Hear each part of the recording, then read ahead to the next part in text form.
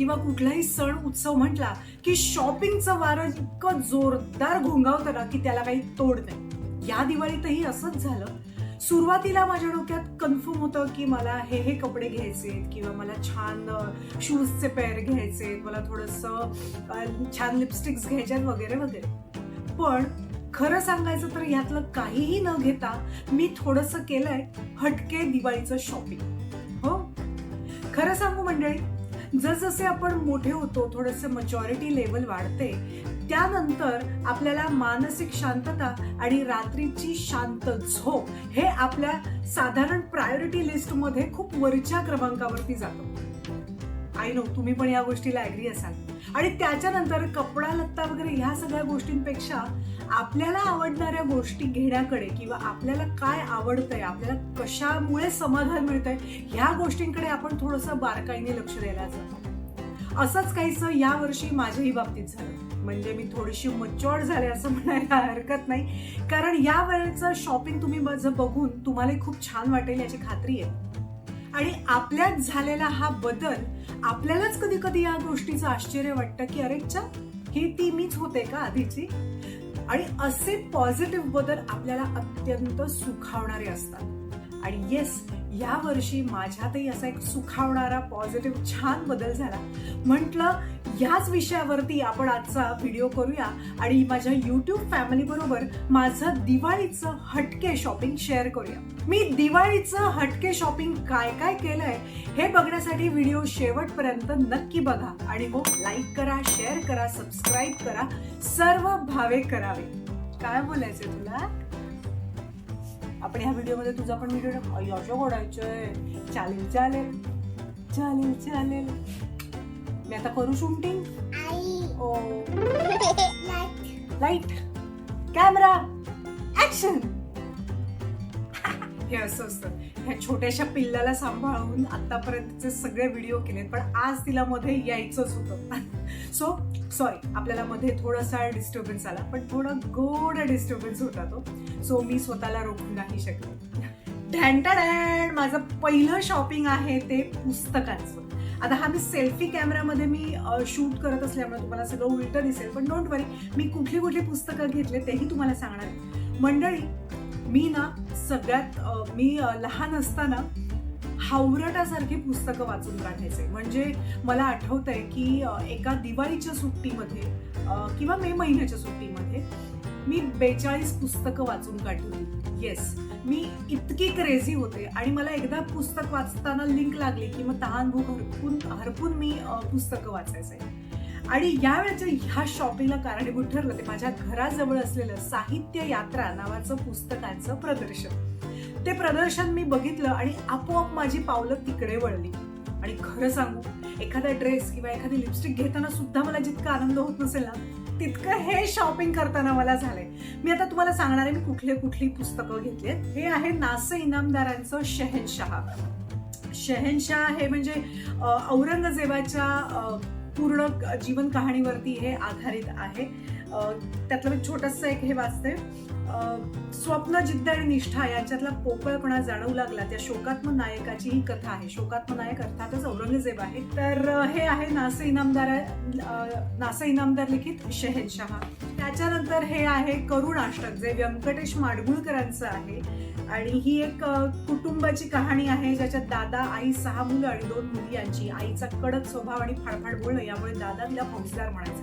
हे याच्या मागे लिहिलेलं आहे, ते मी तुम्हाला वाचून दाखवते.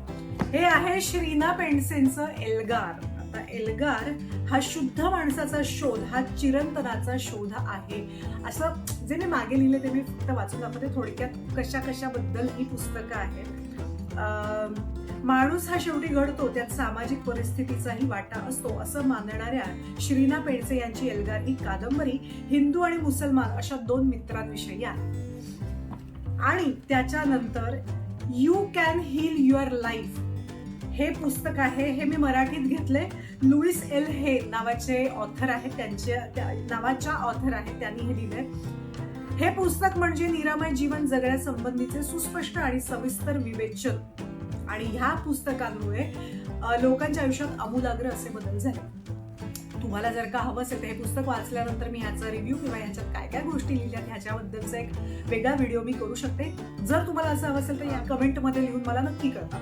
सो हे झालं माझं पहिलं शॉपिंग. तुम्ही माझ्या चेहऱ्यावरून तुम्हाला कळतच असेल हे किती किती किती आनंद झाला मला हे शॉपिंग केल्यानंतर. दुसरं आहे ती ही माझी डायरी. ही छानशी डायरी, ही कोरी आहे, तिची पानं कोरी आहे, ब्लँक अशी आहे, कुठल्याही प्रकारच्या रेषा नाहीये. तर ही अशी डायरी काय आहे ते तुम्हाला सांगते. ही डायरी घेण्यामागचं कारण असं आहे की सध्या मी खूप सारे मॅनिफेस्टेशन किंवा अफर्मेशन्स अशा विषयांवरती असलेले उपलब्ध असलेले व्हिडिओ बघते आणि तिथे सातत्याने एक गोष्ट सांगतात की तुमच्या इच्छा आकांक्षा, तुमची स्वप्न ही एका कोऱ्या कागदावरती म्हणजे कोऱ्या डायरीमध्ये ग्रीन पेननी लिहा असं सांगितलं असल्यामुळे की जेणेकरून युनिव्हर्सला संदेश जातो की हिच्या मनात ह्या गोष्टींचे संकल्प आहेत किंवा ह्या गोष्टींबद्दलची स्वप्न आहेत. सो म्हणून ही डायरी घेतली आहे.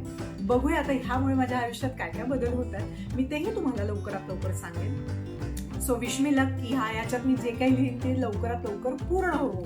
नंबर 3 वर आहे मल्टीव्हिटॅमिन टॅबलेट्स. आता मगाशी जर मी म्हटलं की सगळी अफर्मेशन्स आणि ह्या होत्या, हे झालं मानसिक स्थैर्यासाठी. पण आजकाल मला स्वतःला जाणवतंय की माझं शूटिंग आणि नाटकाचे दौरे ह्याच्यामुळे इतकं हेक्टिक माझं शेड्यूल झालंय की स्वतःकडे ऑनेस्टली लक्ष द्यायला थोडासा वेळ कमी पडतोय मला.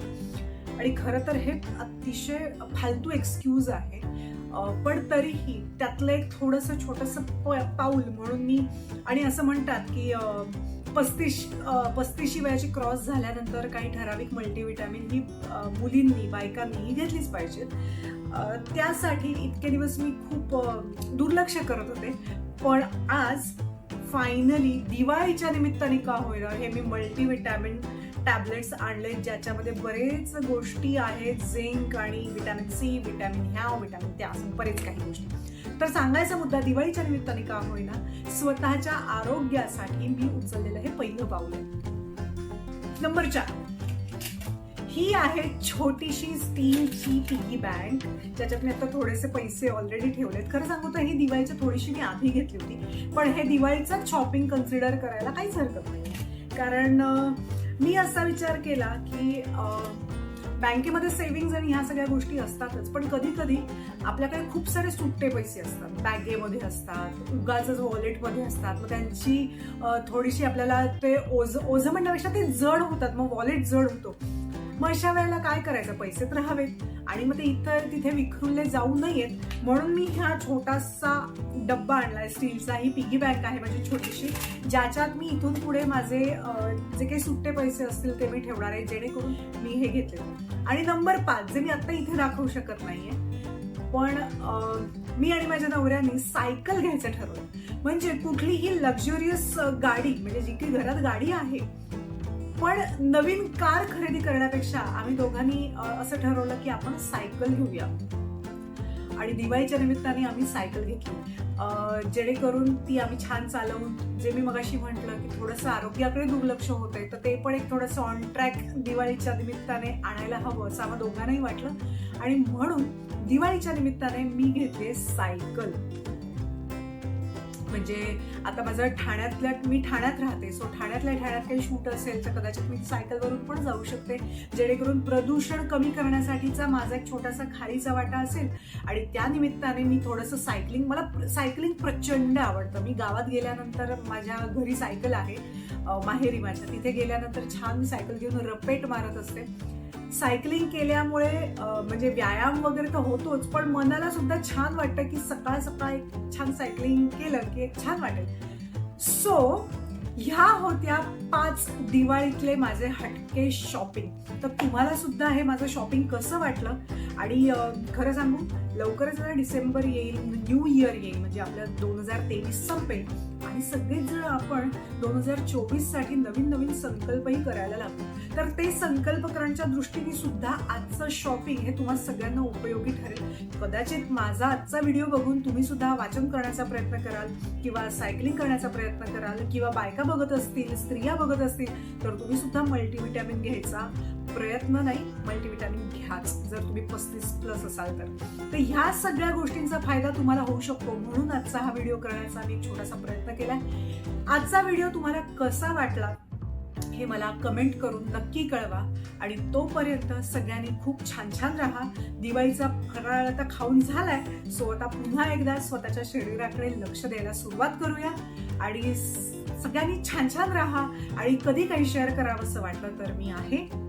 सर्व भावे करावे या माझ्या YouTube चॅनलला लाईक करा, शेअर करा, सबस्क्राईब करा आणि बेलचं बटन नक्की दाबा, म्हणजे येणारा पुढचा व्हिडिओ हा तुम्हाला आल्या आल्या लगेच नोटिफिकेशन येईल. तोपर्यंत लव्ह यू ऑल, बाय.